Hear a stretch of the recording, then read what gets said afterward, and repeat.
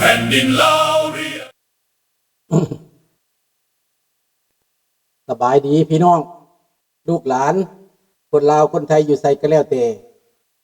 ทุกสารทิศทั่วทั้งมุมโลกยินดีต้อนรับทุกท่านพี่น้อง Welcome to everyone Bienvenue à toutes et à tous สวัสดีครับ Bonjour สบายดีพี่น้อง Good morning มาพบกับพ่อกันอีกตามเคยพี่น้องวันเสาร์ธรรมดามื้อนี้ก็บ่ได้อยู่แต่ว่าพักเพราะว่าเฮ็ดเวียกมาเมื่อยหลายมื้อแล้วพักผ่อนแล้วก็จะไปเที่ยวไปลิ้นหน่อยนึงเนาะพักผ่อนบ่ได้ไปตักบาตรมื้อนี้ธรรมดาเพิ่นตักบาตรอยู่วัดแต่ก็เมื่อย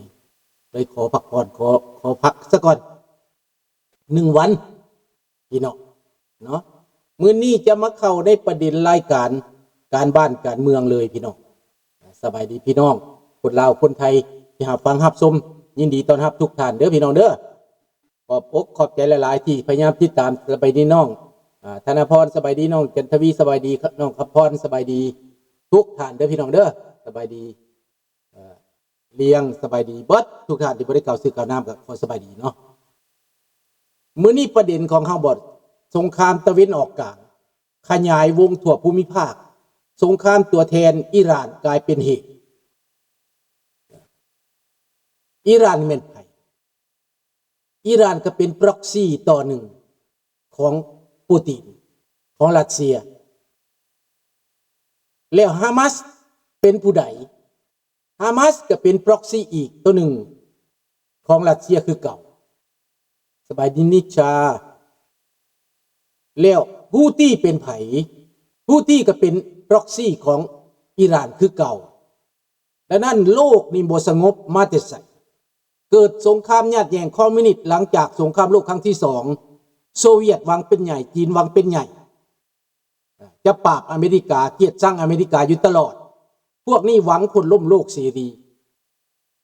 พวกเฮาเสรีชนทั้งหลายที่เป็นคนไทยคนลาวที่ต้องการเสรีภาพต้องการประชาธิปไตยนั่นถ้าบ่แม่นเสรีชนจะได้ประชาธิปไตยบ่น้องธนพรคิดว่าได้บ่ประชาธิปไตยถ้าบ่แม่นเสรีชนน่ะพอเผด็จการคอมมิวนิสต์นั้นเขาตามอำนาจรวบปูตินก็ได้นิสัยคอมมิวนิสต์นั่นแหละถึงที่เป็นขวาจัดก็ตามแต่ขวาจัดคอมมิวนิสต์พี่น้องเป็นเผด็จการคอมมิวนิสต์บักปูตินนั้นเป็นกาเชเบของพวกคอมมิวนิสต์นิสัยเผด็จการพี่น้องดังนั้นโลกนี่นะถ้ามีพวกคอมมิวนิสต์อยู่เขาจะบ่มีความอยู่เย็นเป็นสุขอยู่ไสก็แล้วแต่พี่น้องสิมาปนอยู่นำสังคมลาวสิมาปนอยู่นอกสิมาปนอยู่ในพวกท่านอย่าคิดว่าพวกท่านไปร่วมกับเขาแล้วเขาสิดีใจเขาสิหักท่านเขาสิยอมท่านบ่มีทางข้าพเจ้านี่อยู่มา5 ปีข้าพเจ้าฮู้จักคักแน่ฮู้จักธาตุแท้ของพวกคอมมิวนิสต์แล้วแม่นแล้วแม่นคนแท้ตัวแท้แหละน้องธนพรเอ้ยเฮาต้องเฮ็ดแท้เป็นแท้ดังนั้นเฮาฮู้จักเขาคักแน่ว่าคอมมิวนิสต์เป็นแนวใดนิสัยเผด็จการเป็นใดหุ่นเซิร์ชเป็นใด proxy เป็นใดลาวแดงเป็นหุ่นเซิร์ชให้ไผลาวแดงก็เป็นหุ่นเซิร์ชให้โซเวียตให้จีนให้แก้ว3สั้นเป็นหมาพาน3สั้นพี่น้อง3สั้นหมาพานให้เวียดนามหมาพานให้โซเวียตให้รัสเซียมาพานให้จีนเป็น3สั้นเป็นหุ่นเซิร์ชพี่น้องเห็นบ่นั้นสงครามนั้นแต่ไม่นอกกลางกับปัญหาเดียวกันกับปัญหาคือเอเชียนั่นแหละพวกหลายคนฝรั่งเศสตัวการอยากให้อเมริกาตกลมสงครามในอิหร่านแบบเวียดนามความปรารถนาของพวกฝรั่งเศสได้ฟังกะคักได้คนฝรั่งเศสตัวใหญ่เป็นเท่านั้นรัฐบาลก็ต้องได้ยิงเสียงนั่นแหละดังนั้นฝรั่งเศสออกมาว่าออกมาโจมตีให้นะ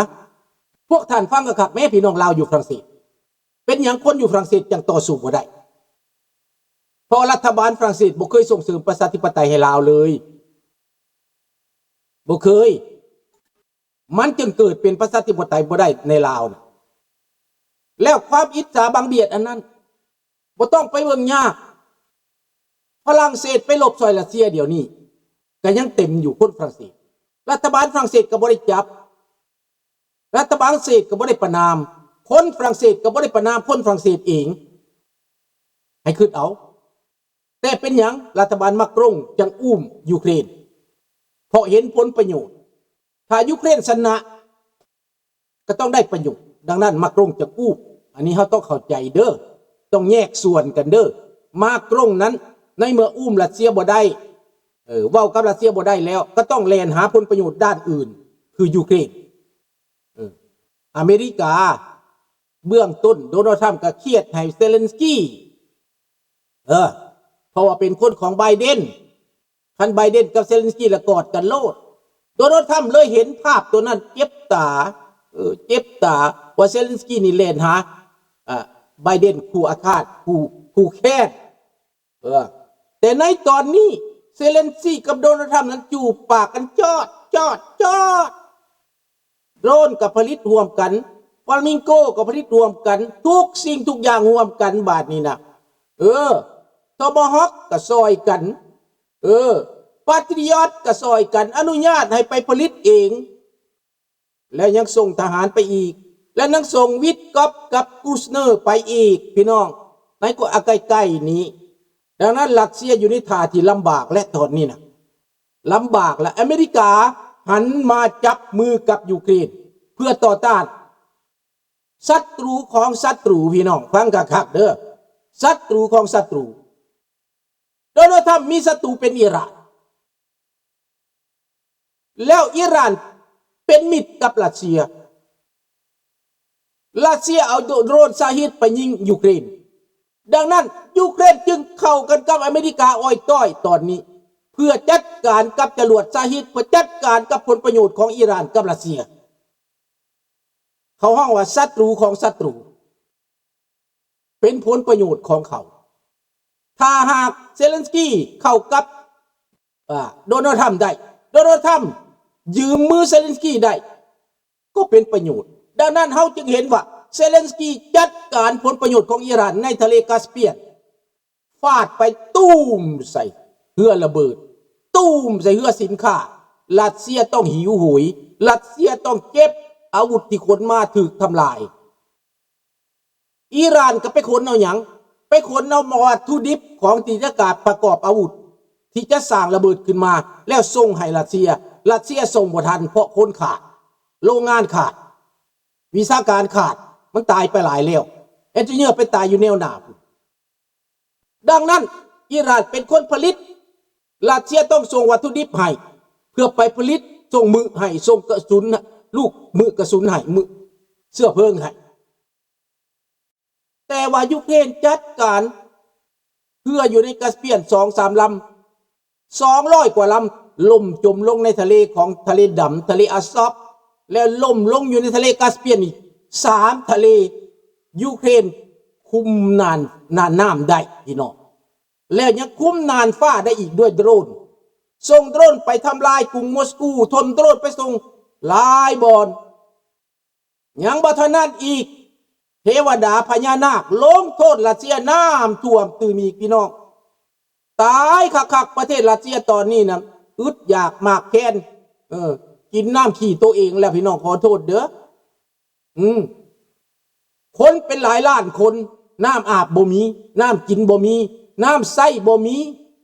และสิเอามาแต่ใส่ล่ะพี่น้องขนไปก็บ่ได้ขนส่งก็บ่ได้นี่แหละวิบากกรรมของรัสเซียที่ได้สร้างข้าพเจ้าสาบแช่งให้มันเกิดวิบัตินะมันเกิดแท้ๆพี่น้องเอ้ยมันเกิดแท้ๆมันเกิดแท้ๆนี่แหละเวรกรรมต่อไปมันเพี้ยนของบักท้องลอยเพี้ยนของบักท้องลอยตอนนี้นะ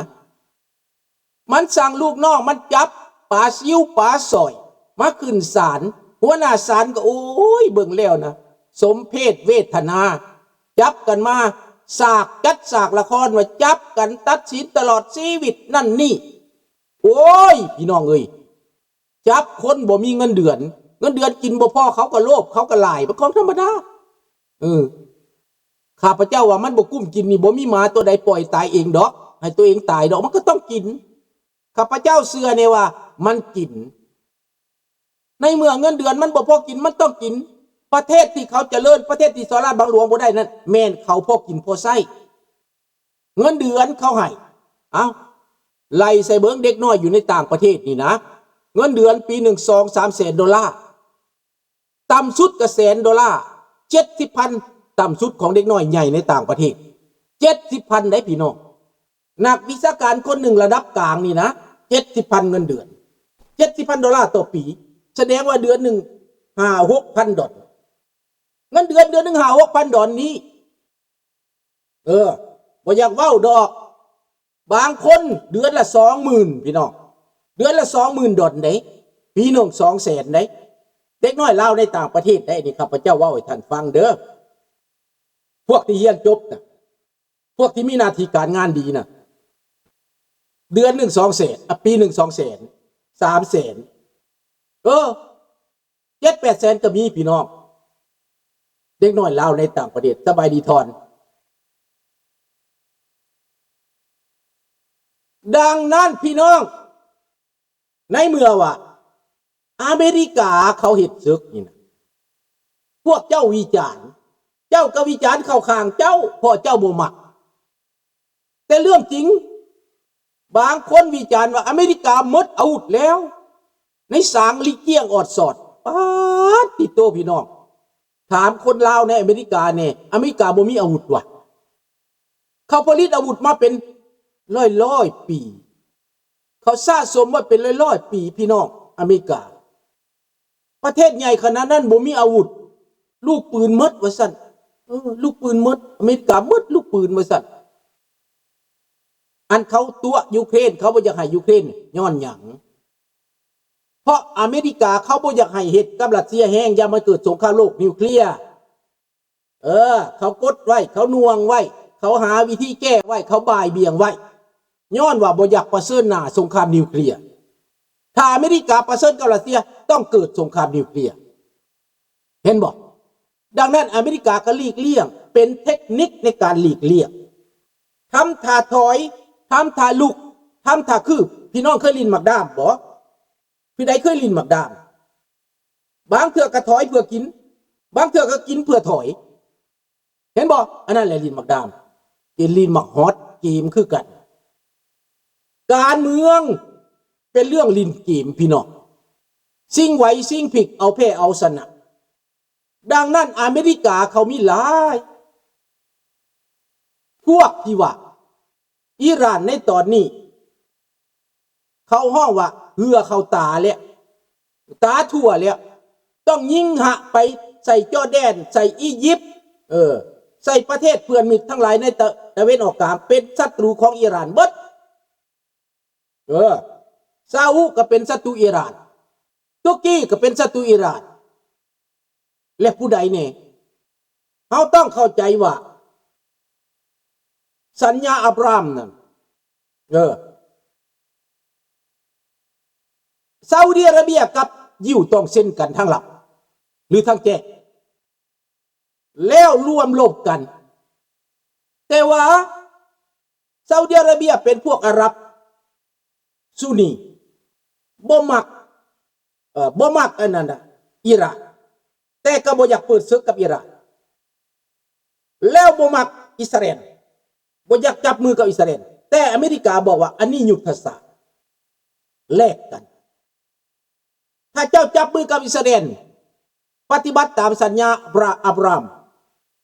แล้วเจ้าจะได้ไฟฟ้านิวเคลียร์เจ้าอาจจะได้อาวุธนิวเคลียร์ก็ได้ค่อยอาจจะปล่อยเจ้าก็ได้ค่อยเปิดประตูไว้สำหรับเจ้าอียิปต์คือกันเงินช่วยเหลือของอเมริกาให้ทหารเจ้าหลวงหลายแผ่มาจอร์แดนก็เช่นกันได้เงินช่วยเหลือจากอเมริกาปีละหลายล้านปีละหลายพันล้านประเทศในตะวันออกกลางนั้นให้คืดเบิ่งแม่เขาเอาโยนเป็นลำผุนมอบให้โดนัลด์ทรัมป์อิหร่านจึงหึนจังยิงอาวุธใส่ประเทศเหล่านั้นแต่การยิงอาวุธไปนั้นยิงจรวดไปใส่เขานั้นเจ้าก็สร้างศัตรูพร้อมกันเลยดังนั้นเขาจะเอาม้วนเดียวให้จบแบบใดบ่แม่นว่าม้วนเดียวจบแบบจอร์จบุชเฮด ใส่ปาตริออตเข้าไปตุ้มตามเอาทหารลงพื้นดินเข้าไปยึด